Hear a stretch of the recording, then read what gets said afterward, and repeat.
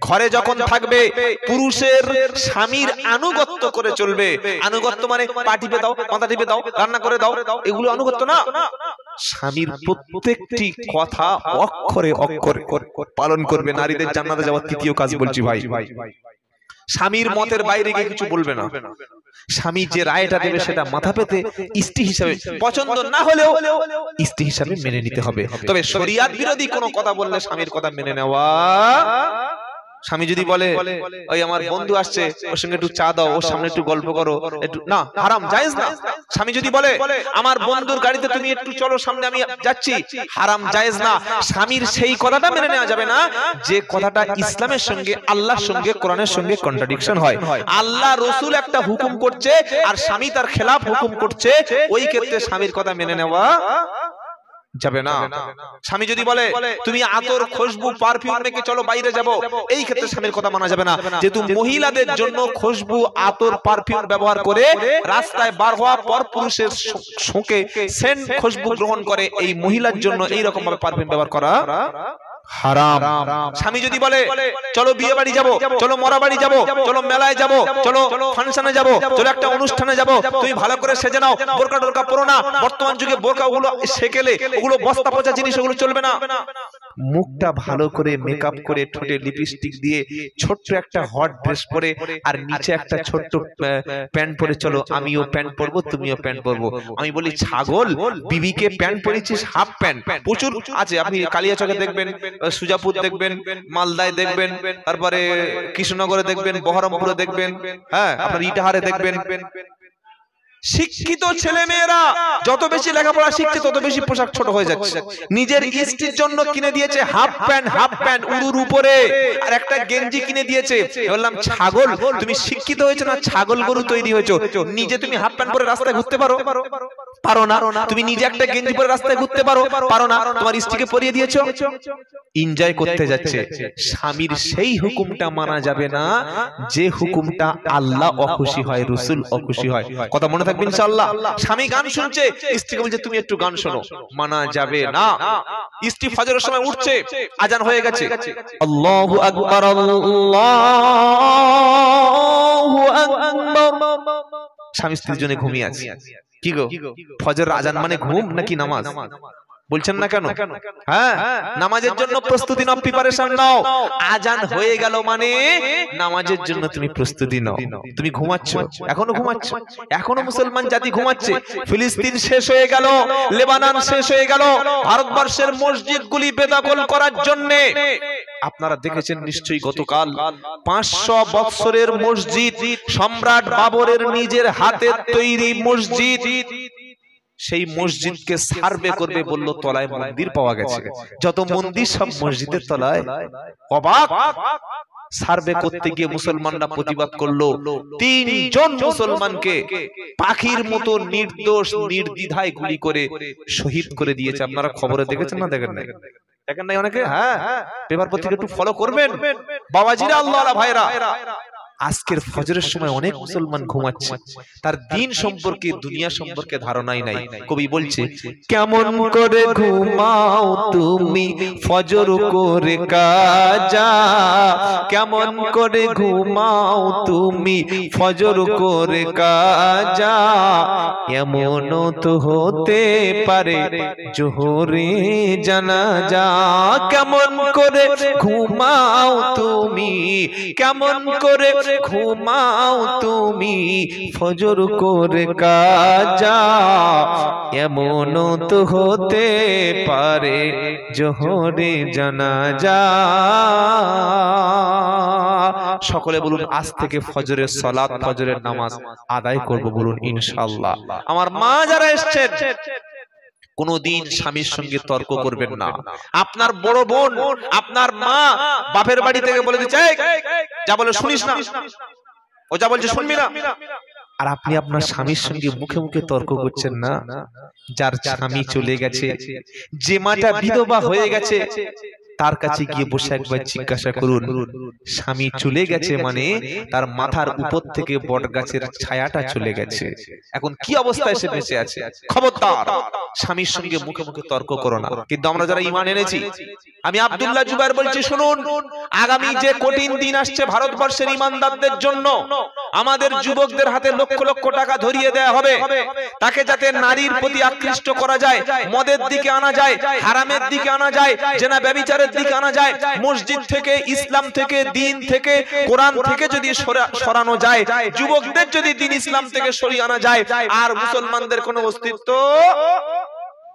সেই চেষ্টা ইহুদি, খ্রিস্টান, বেঈমান, মুশরিকরা দিনের পর দিন, রাতের পর রাত টেলিভিশনের মাধ্যমে, পেপার পত্রিকার মাধ্যমে, রাজনীতির মাধ্যমে, সমাজের বিভিন্ন অশ্লীল কাজের মাধ্যমে দিন রাত প্রচার করে যাচ্ছে। কিন্তু আমরা কি করছি? আমাদের ছেলে মেয়েদেরকে আমরা হেদায়েত করতে পারছি না। আমার ছেলে এখনো বেনামাজি, আমার ছেলে এখনো কোরআন জানে না, আমার ছেলে এখনো আল্লাহ চেনে না। এইটুকু পরিচয় করানোর জন্য আমরা চেষ্টাই করছি না। চেষ্টা করবো ইনশাআল্লাহ। সেজন্য প্রত্যেকটি ছেলে মেয়ে মাধ্যমিক পাস হওয়ার আগেই আপনার ছেলে, আপনার মেয়ে বিশুদ্ধভাবে কোরআন পড়তে পারে, নবীর সুন্নাহগুলো জানতে পারে, হালাল কোনটা, হারাম কোনটা, জায়েজ কোনটা, নাজায়েজ কোনটা, শিরক কোনটা, বিদআত কোনটা, এই শিক্ষাটা প্রত্যেক সন্তানকে মরণের আগে নয়, বরং মাধ্যমিক পাস হয়ে যাওয়ার আগে, কলেজে যাওয়ার আগে, ইউনিভার্সিটি যাওয়ার আগে আপনার ছেলে এবং আপনার বাড়ির মেয়েটাকে হালাল, হারাম, কোরআন, নামাজ, দ্বীন, ইসলাম এটা শেখানো ফরজ, ফরজ, ফরজ, বাধ্যতামূলক শেখাবো বলি ইনশাআল্লাহ। বলি দেখি ভাই, এই দুজন হাত তুলে, আপনারা হাত তুলবেন না? বলি ইনশাআল্লাহ।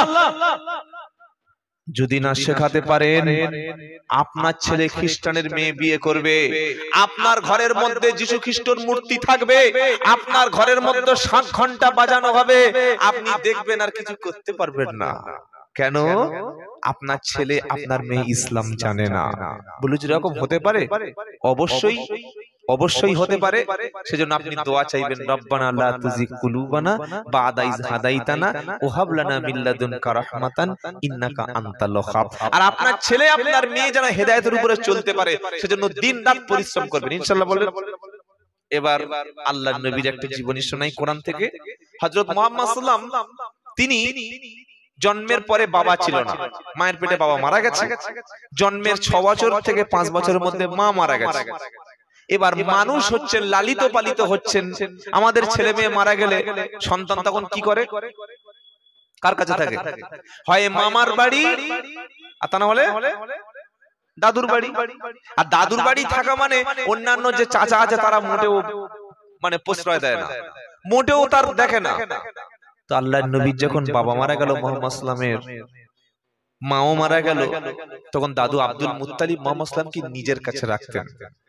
আব্দুল মুত্তালিব তিনি মুশরিক ছিলেন, প্রতিমা পূজা করছেন। 8.5 বছর বয়স, তিনি অসুস্থ। তিনি এত অসুস্থ, তিনি একদিন মারা যাবেন, মানে প্রায় মানুষ অসুস্থ হয়ে পড়ে আছে। তো ছেলেকে ডেকে, ছেলে মানে মুহাম্মদ সাল্লামের চাচা আবু তালেব, ডেকে বলছে, বাবা এখানে এখানে। বলে কি?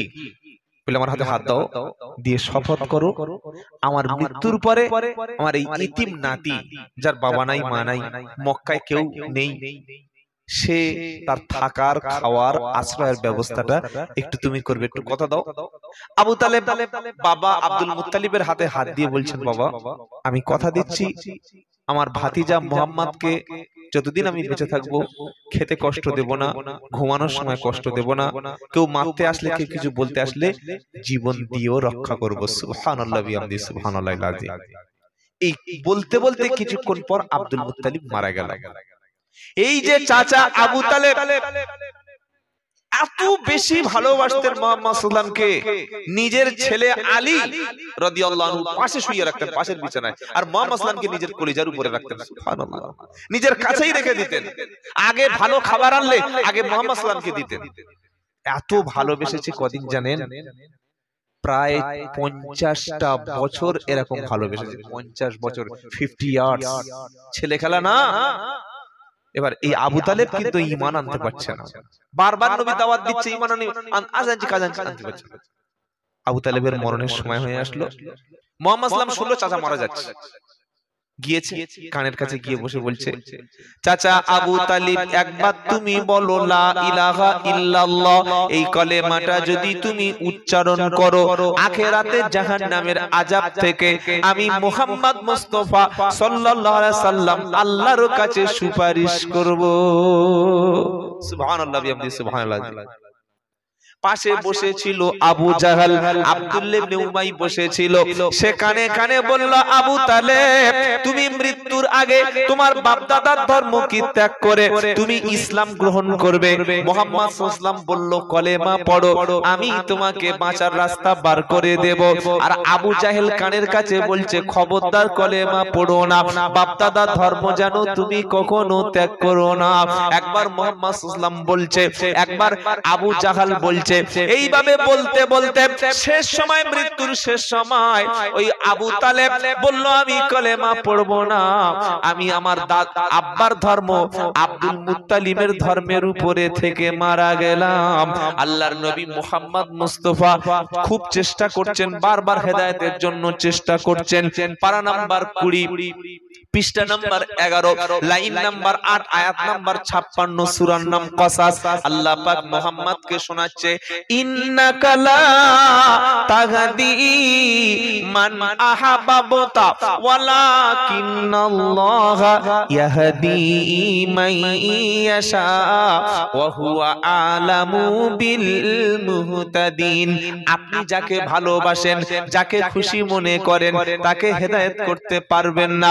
মুহাম্মদ সাল্লাল্লাহু আলাইহি সাল্লামের চোখের সামনে চাচা যখন মারা গেল, মুহাম্মদ সাল্লাল্লাহু আলাইহি সাল্লাম বললেন, যতক্ষণ আল্লাহ না ক্ষমা করেন চাচাকে, ততক্ষণ পর্যন্ত আমি আল্লাহর কাছে ক্ষমা চাইব।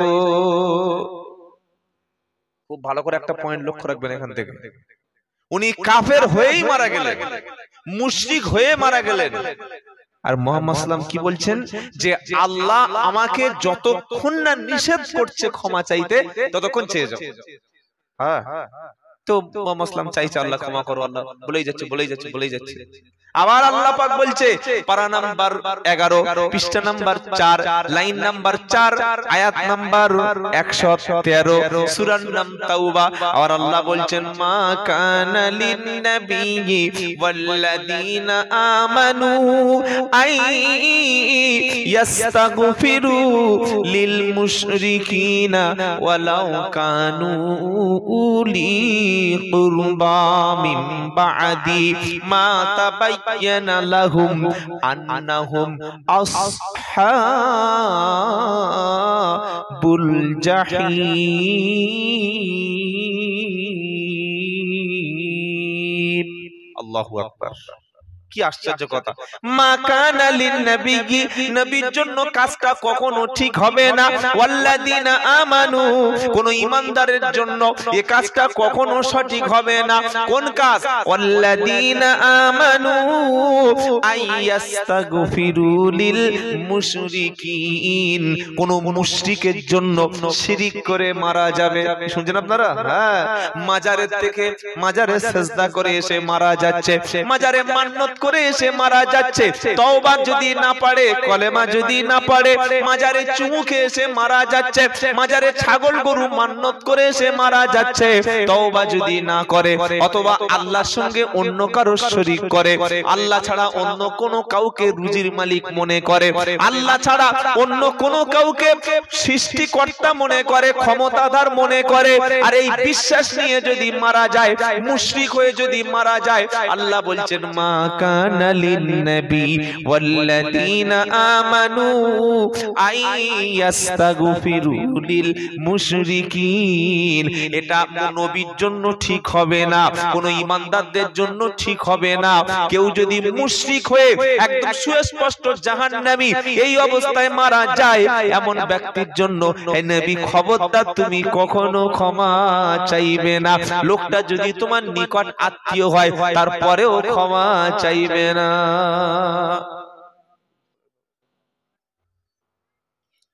কিছু বুঝে এসেছে বাবা? আল্লাহ মুহাম্মদ সাল্লামকে বলছেন, মুহাম্মদ সাল্লাম খবরদার, তোমার চাচা তোমাকে খাইয়েছে, ঘুম পাড়িয়েছে, কেউ মারতে আসলে তুমি পিঠ পেতে দিয়েছো, সারা জীবন তুমি মুহাম্মদ সাল্লামকে ভালোবেসেছিলে। তোমার ভালোবাসা ছিল জাগতিক ভালোবাসা, ঈমানের জন্য ভালোবাসা ছিল না। এক বেঈমানি অবস্থায় ভালোবাসা, এমনি পৃথিবীর ভালোবাসা, আর একটা হচ্ছে ঈমানের ভালোবাসা, দুটো আলাদা। মুহাম্মদ সাল্লামকে খাইয়েছে, আপনি কোনদিন নবীকে দাওয়াত করে খাওয়াতে পারবেন? How possible? সম্ভব না, অসম্ভব। আপনি কোনদিন মুহাম্মদ সাল্লামকে তো চোখেই দেখতেই পাবেন না, সারা জীবন কোলের কাছে রেখেছে।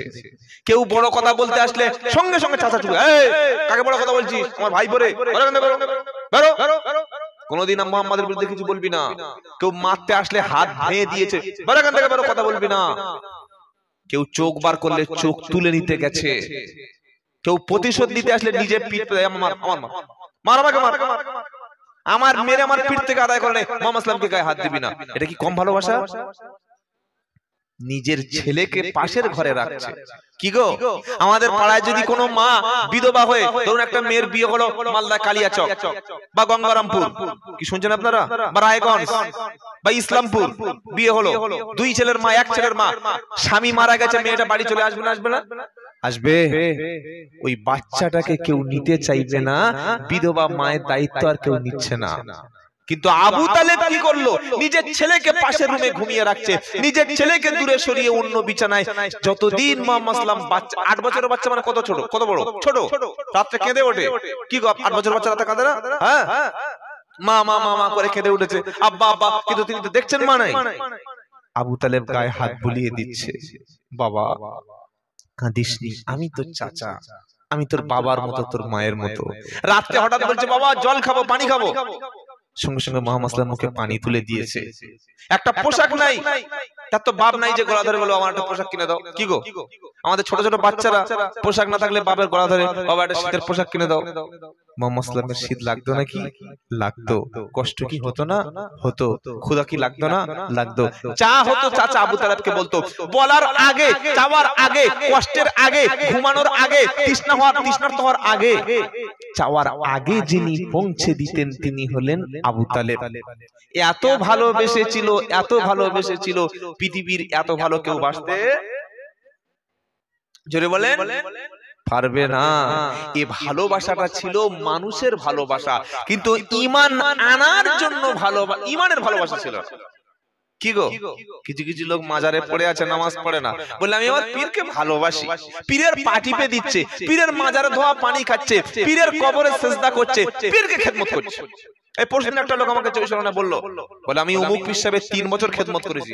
শোন, পীর যদি ধরতে হয় তাহলে বাপকে ধরো, মাকে ধরো। তোমার বাপ, তোমার মা তোমার সবচাইতে বড় পীর, এছাড়া আবার তুমি পীর কোথায় পেলে? কেন? তুমি যাকে পীর বলে ধরছো, খেদমত করছো, জান্নাত পাওয়ার লোভে না? এই পীরের কাছে কি জিবরাইল আসে? পীরের কোন সার্টিফিকেট আছে তিনি পীর? পীরকে মানুষ পীর বানায়, আর তিনি নিজেই মনে করে পীর। তার কাছে অথেন্টিক কোন দলিল, আমার কথা বুঝতে পারছেন কি বললাম? কি গো, পীরের কাছে ওহী আসে না, পীরের কাছে কোনো এভিডেন্স নাই, রেফারেন্স নাই, জিবরাইল আসে না, প্রমাণ নাই। আর নবীদের ক্ষেত্রে ওহী আসে, জিবরাইল আসে, আল্লাহর নবী বলে অ্যাকসেপ্ট করে নেয়, আল্লাহ সিলেক্ট করে দেয়। মানুষ যাকে বলছে পীর, সে নিজে নিজেই বলছে পীর। আপনি খেদমত করছেন মানে? খেদমত যদি করতে হয় নিজের বাবা মাকে করো, বাবা মার খেদমত আল্লাহ তোমার জান্নাত দিয়ে দেবে। সুবহানাল্লাহ, সুবহানাল্লাহ। সারা জীবন পীরকে খেদমত করে গেছে, মাকে ভাত দেয়নি, সারা জীবন পীরের বাড়িতে পীরের পেচ্ছাপ করা পানি তুলে দিচ্ছে ভক্ত, কিন্তু নিজের বাপ বিছানায় পড়ে আছে, পেশাব করে পেশাব ধরে না। এটা মানুষ না, এটা কি জানোয়ার? বাবাজিরা, আল্লাহ আল্লাহ ভাইরা, জ্ঞানী জনেরা, সুধী মানুষেরা, এই ভালোবেসেও তিনি রেহাই পাইনি। তিনি মারা গেছেন কুফরি অবস্থায়। মুহাম্মদ সাল্লাল্লাহু বলেছেন সবচাইতে কম শাস্তি হবে জাহান্নামের মধ্যে আবু তালেবের। এই শাস্তিটা অন্য কোন শাস্তি না, একটা আগুনের তৈরি জুতা। কি গো, আগুনের জুতা বোঝেন? লোহার জুতা যদি পায়ে পরিয়ে দিয়ে, আর আপনার দুটো পায়ে ওই 220 যেটা আছে 220, ওইটা যদি এক পায়ে 220 আর এক পায়ে 440 যদি লাইনটা বিদ্যুতে লাগিয়ে দেয়, কেমন হয় বলুন তো? কি বলছি বুঝতে পারছেন? পায়ে আপনার তামা বা লোহার একটা ওই জুতা বানিয়ে দিলাম, দিয়ে আর পায়ে বডি করে দিলাম, কারেন্ট ফেলে বডি করে দিলাম, কেমন লাগবে? সুখ হবে না, আরাম হবে না? কি গো নবী বললেন কিয়ামতের দিন সবচাইতে কম শাস্তি হবে আবু তালেবের শাস্তিটা কি দুটো জাহান্নামের আগুনের তৈরি জুতা করে একটা ডান পায়ে আর একটা বাম পায়ে পরিয়ে দেবে ওই জুতার এত তেজ হবে এত কষ্ট দেবে মাথার ঘিলুগুলি গলে গলে নাক দিয়ে মুখ দিয়ে পড়বে পেটের নাড়ি ভুঁড়ি গুলো সব পিছনের রাস্তা দিয়ে বার হয়ে যাবে এটাই হলো জাহান্নামের মধ্যে সবচাইতে কম শাস্তি এবার বলুন আমাদের অবস্থা তাহলে কি হবে সারা জীবন নবীকে খাইয়েছে সারা জীবন নবীকে ভালোবেসেছে সারা জীবন নবীকে দেখেছে দেখার পরে ভালোবেসে খাইয়ে যদি ঈমান না এনে আমল যদি না ঠিক করতে পারে নিজের আকীদা যদি না ঠিক করতে পারে নিজের বিশ্বাস যদি আল্লাহর উপরে না এনে এত মারাত্মক শাস্তি হয় নবীকে ভালোবেসে যারা বলছে আমি পীর সাহেব ধরে আছি ভয় নাই উমুক হুজুর ধরে আছি ভয় নাই উনি আমাকে পার করে দেবে উমুক মাজারে যাও আশা করি আমার নামাজ লাগবে না আমার কোরআন লাগবে না আমার দিন লাগবে না ইসলাম লাগবে না আমি ধরে আছি একজন উনাকে পার করে দেব উনি আমাকে ওপারে পার করে দেবে আল্লাহর নবী নিজের চাচাকে পর্যন্ত বাঁচাতে পারল না তুমি কত বড় হুজুর গো যে তোমার ভক্তকে তুমি বাঁচিয়ে নেবে তোমার কি হবে তুমি নিজে দেখো গা তুমি কি করে পার হবে সেটা নিজে দেখো বলছে আমার যত ভক্ত আছে সব আমার সাথে জান্নাত কি তোমার ওই আল্লাহ তোমার কি ওই লটারির টিকিটের মতো একটা করে দিয়ে দিয়েছে হাতে যে টিকিট দাও একদল পীর আছে আমার এলাকায় আছে 24 পরগনায় বাঁকুড়া জেলায় আছে আর মুর্শিদাবাদে আছে আর বীরভূমে আছে কি জানেন মরে গেছে মরণের পরে আপনারা মৃত ব্যক্তিকে কি করেন কবরে দেন কাফন পরিয়ে না প্যান্ট শার্ট পরিয়ে কাপন পরান না প্যান্ট শার্ট পরান কাপন তো কাপনে কিছু লিখে দেন দেন না দেওয়া যাবে না আসতে বললেন কেন না কিন্তু ওই পীর সাহেব অথেন্টিক দলিল আমার কাছে আছে ওই পীর সাহেব তার মুরিদদের বুকের উপরে জানাজার যে কাফন সাদা কাফনের উপরে একটা লিখে দিল মুরিদরা বলল কি বললো এটা হলো জান্নাতের সার্টিফিকেট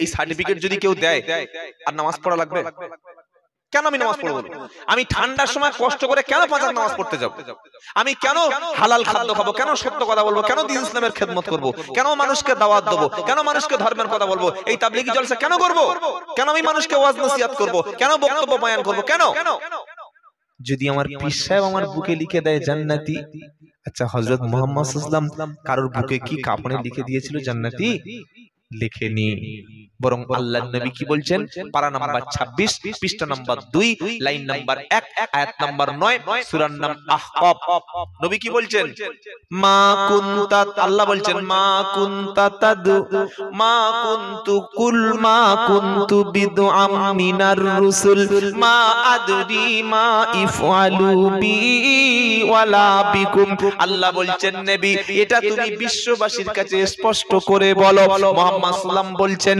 আমি কোন নতুন রাসূল নই আমার আগে অনেক রাসূল চলে গেছে আমি মুহাম্মদ সাল্লাল্লাহু আলাইহি সাল্লাম আমি জানি না আল্লাহ আমার সাথে কি ব্যবহার করবে আর আমি এটাও জানি না তোমাদের সাথে কি ব্যবহার করবে নিজের আমলটা ঠিক করো পাঁচ ওয়াক্ত ফরজ নামাজ পড়ো হালাল খাদ্য খাও সত্য কথা বলো বাপ মার খেদমত করো মানুষের সঙ্গে ভালো আচরণ করো মরণের পরে আল্লাহর রহমত তোমার আমল তোমার আল্লাহর রহমতে জান্নাতি বানাবে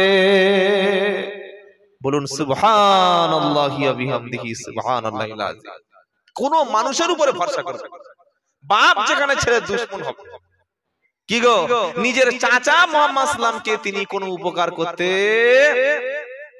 এবারে নবীর নাম বলছি পারা নাম্বার 28 পৃষ্ঠা নাম্বার 20 লাইন নাম্বার 10 11 12 সূরার নাম তাহরিম আয়াত নাম্বার 10 এর পরে যদি কারো সন্দেহ হয় তাহলে আবু জাহেলের দলে ছড়ার কিছু এত দলিল দেওয়ার পরেও পৃথিবীতে দুটো নবীর স্ত্রী কাফের ছিল শুনছেন আপনারা এক হযরতে নূহ আলাইহিস সালাম 950 বছর দাওয়াত তাবলীগের কাজ করেছে দুদিন তিন দিন না 950 বছর আর একটা নবীর স্ত্রী কাফের ছিল ওটা হচ্ছে লূত দুজন।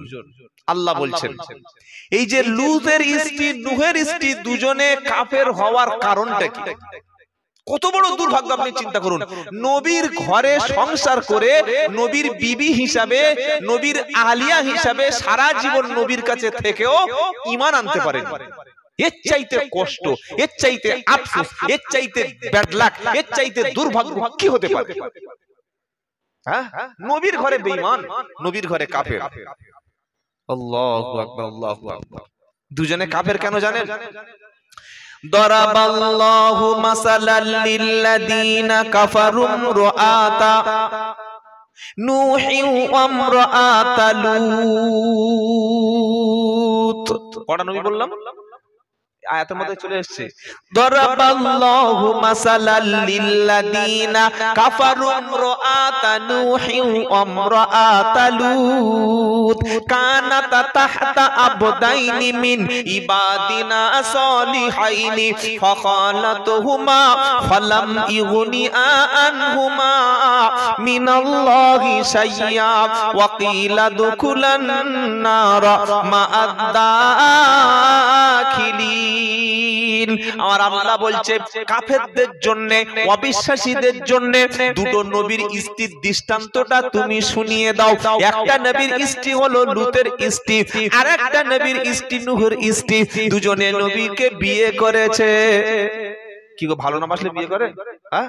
নবীকে বিয়ে করেছে, নবীর সাথে সংসার করেছে, নবী অসুস্থ হলে চিকিৎসা করেছে, নিজে হাতে রান্না করে নবীকে খাইয়েছে। দুজন নবীকে খাচ্ছে, একজন দুজন না, দুইজন নবী, নূহ আর লূত।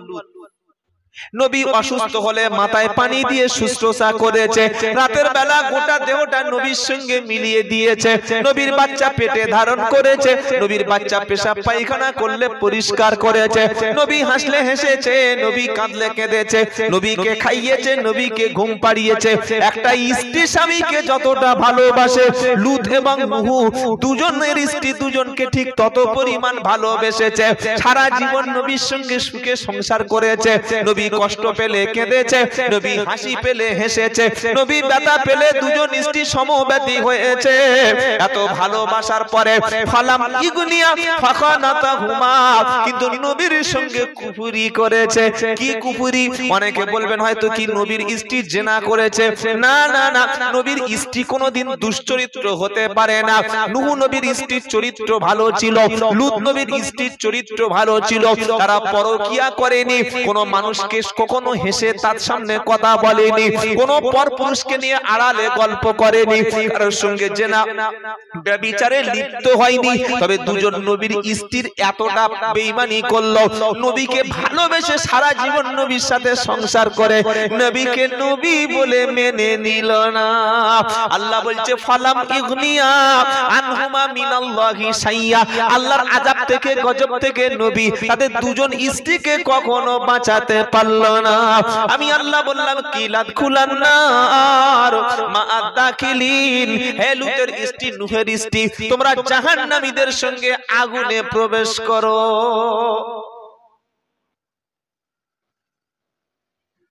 সারা জীবন স্বামী পেয়েছে নবী, চিন্তা করতে পারছেন? আলেম নয়, পীর নয়, ফকির নয়, মসজিদের ইমাম নয়, বা মুফতি সাহেব নয়, বা দাড়িওয়ালা টুপিওয়ালা স্বামী না, ইমাম নবী, নবী স্বামী। ছেলে খেলা বাবা, স্বামী হিসাবে পাচ্ছেন নবীকে। কি গো, সেই নবীর স্ত্রী হয়ে ভালোবেসে বিবি স্বামীর বাচ্চা পেটে ধারণ করেছে, সব করেছে, কিন্তু নবীকে ঈমান আনে। নূহ নবীর স্ত্রী নূহ নবীকে বলতেন পাগল। যখন তিনি নবুয়তের দাওয়াত দেন বলেন পাগল। আর লূতের স্ত্রী কি করতেন জানেন? লূত, ওর স্ত্রী, লূত নবীর জামানায় যে গজবটা ছিল সেটা হচ্ছে সমকামিতা। পুরুষ পুরুষকে, স্ত্রী স্ত্রীকে যৌন চাহিদা মেটানোর জন্য ব্যবহার করত। আর লূতের স্ত্রী, তিনি চরিত্র খারাপ ছিল না, কেউ বলতে পারবে না খারাপ ছিল, কিন্তু যখন কোন পুরুষ লূত আলাইহিস সালামের বাড়ি আসতো, তিনি পাড়ার ওই ছেলেদের ডেকে আনতেন, এই চলে আয়, আমাদের পার্টি এসেছে, চলে আয়। কি বুঝতে পারছেন কি বললাম? খারাপ কাজের সাপোর্টার হওয়ার কারণে। আল্লাহ রসুলের বা নবীর দুশমনদের সহযোগিতা করার কারণে জাহান্নামে চলে গেছে। নবীর স্ত্রী খারাপ ছিল না, চরিত্রহীন ছিল না, লম্পট ছিল না, কিছুই ছিল না। তিনি নিজেও কিন্তু সমকামী করতেন না, নাউজুবিল্লাহ, করতেন না। কিন্তু ওই যারা সমকামিতায় লিপ্ত ছিল তাদেরকে সাপোর্ট করতেন, সহযোগিতা করতেন। আপনি ভাবুন তো, নবীর স্ত্রী হয়েও নবীর উপরে ঈমান না আনার কারণে নূহ আর তার লূত দুজনের স্ত্রীকে জাহান্নাম থেকে বাঁচাতে আপনি দাঁড়িয়ে রেখেছেন, 5 ওয়াক্ত সালাত আদায় করেন, তাহাজ্জুদ পড়েন, উমরা করেন। আপনার বাড়ির মধ্যে আপনার অধিকাংশ ছেলের বৌমা বেনামাজি, আপনার নিজের স্ত্রীও বেনামাজি, আপনার নিজের স্ত্রী বেপরদায় চলে, আর আপনার এই বড় দাড়ি, মাথায় টুপি, কপালে কালো দাগ হয়ে গেছে সেজদা দিয়ে দিয়ে, নিজের ঘরে রয়েছে ওই লূত আর নূহের স্ত্রীর মতো বেনামাজি, ঈমান হারা। বাঁচাতে পারবেন কি গো? আবার কিছু কিছু মেয়েরা অজুহাত দেয় নামাজের কথা বলে, কি জানেন, আমার স্বামীটা একটু আমাকে নামাজ পড়তে দেয় না, আমার স্বামী আমার উপরে জুলুম করে। আরে তুমি কি ফেরাউনের স্ত্রী আসিয়ার চাইতে বেশি কষ্টে আছো? যারা মা এসেছে শোনো, আসিয়া ছিলেন একজন ঈমানদার মহিলা, আর স্বামী ছিলেন 400 বছরের শাসন করা ফেরাউন। কত বড় জালিম স্বামী! যত লোক ঈমান এনেছে প্রত্যেককে কেটে কেটে শেষ করে দিচ্ছে, এমন বড় জালিম। একদিন ফেরাউন আসিয়াকে বলছে, আসিয়া তুমি বলো মুসা আলাইহিস সালাম বড় না আমি বড়, কে ভালো কে শ্রেষ্ঠ বলো? আসিয়া বলল, আমি মুসা এবং হারুনকে বিশ্বাস করি। ফেরাউন বলল, কি বললি? আরেকবার বল দেখি। ফেরাউনের স্ত্রী গো আসিয়া, এই যে আয়াতটা বললাম লূত আর নূহ তার পরের আয়াত, সূরা তাহরিমের 11 নম্বর আয়াত, 28 পারা 20 পৃষ্ঠা 12 নম্বর লাইন। ফেরাউন বলল, আসিয়া ময়দানে লড়াই হয়েছে মুসা নবী আর আমার জাদুকরদের মধ্যে। লড়াইটা কি? মুসা নবী বলল, আমার আল্লাহ হলেন আল্লাহ, তিনি হলেন রব। ফেরাউন বলছে, আমি হলাম দুনিয়ার খোদা। ফেরাউন বলল, ঠিক আছে, যদি তুমি তোমার খোদাকে সত্যি প্রমাণ করতে পারো তাহলে চলে এসো ময়দানে, মহিপালে ফুটবল খেলার মাঠে চলে এসো। সাপোজ মহিপাল কিন্তু কোরআনে লেখা নাই। হ্যাঁ কি গো, ঠিক আছে ইনশাআল্লাহ। চলে এসো ময়দানে, চলে এসো। ময়দানে যখন চলে আসলো, এসে ফেরাউনের যত রকম জাদুকর ছিল সব জাদুকর একদিকে দাঁড়িয়ে আছে, মুসা নবী একদিকে দাঁড়িয়ে আছে, হাতে নিয়েছে লাঠি। এবার মুসা বলল, জাদুকরেরা আগে তোমরা নিক্ষেপ করবে না, আমি নিক্ষেপ করব। তখন জাদুকরেরা বলল, মুসা আগে তুমি নিক্ষেপ করো, তারপরে আমরা নিক্ষেপ করব। মুসা নবী যখন লাঠিটা নিক্ষেপ করলো, ওদিকে জাদুকররা লাঠিটা নিক্ষেপ করলো। জাদুকরদের লাঠিগুলি সাপ হয়ে, বড় বড় বাঘ হয়ে, প্রাণী হয়ে মুসা নবীর দিকে তেড়ে আসছে। মুসা নবী ফাওজাসা খিফাতাম মুসা, মুসা নবী অন্তরে ভয় এসে গেল। মানুষ হিসাবে যে মানবিক দুর্বলতা প্রত্যেকটা মানুষের থাকে, মানুষ হিসাবে তিনি ভয় পেয়ে গেলেন। আল্লাহ বললেন, ফাওজাসা খিফাতাম মুসা, মুসা তুমি ভয় পেও না, তোমার মনের মধ্যে ভয় এসেছে বুঝতে পেরেছি। লা তাখাফ ইন্নাকা আনতাল আলা, তুমি হাতের লাঠিটা নিক্ষেপ করো, ভয় পেও না, আমি আল্লাহ তোমাকে জয়ী করে দেব। জোরে বলো সুবহানাল্লাহ। মুসা নবী লাঠি যখন নিক্ষেপ করলো, বিশাল বড় একটা সাপ হয়ে, সব কোরআনের ঘটনা বানানো কিসসা গল্প না, যখন নিক্ষেপ করলো তখন সাপ হয়ে ফেরাউনের জাদুকরদের সব সাপগুলি বাঘগুলি যখন খেয়ে ফেললো। এবার ফাউলকিয়াস সাহারাতু সুজদা, মুসার জাদুকরেরা সকলে মুসা নবীর সামনে সিজদায় পড়ে গেল। বলুন না সুবহানাল্লাহ। সিজদায় যখন পড়ে গেল, ফেরাউন মনে করলো আমাকে সিজদা দিচ্ছে, আমাকে খোদা বলে মেনে নিচ্ছে। জাদুকরেরা তখন বলল, আমরা ঈমান আনলাম রাব্বি মূসা ওয়া হারুন, আমি মূসা এবং হারুনের রবের প্রতি ঈমান আনলাম।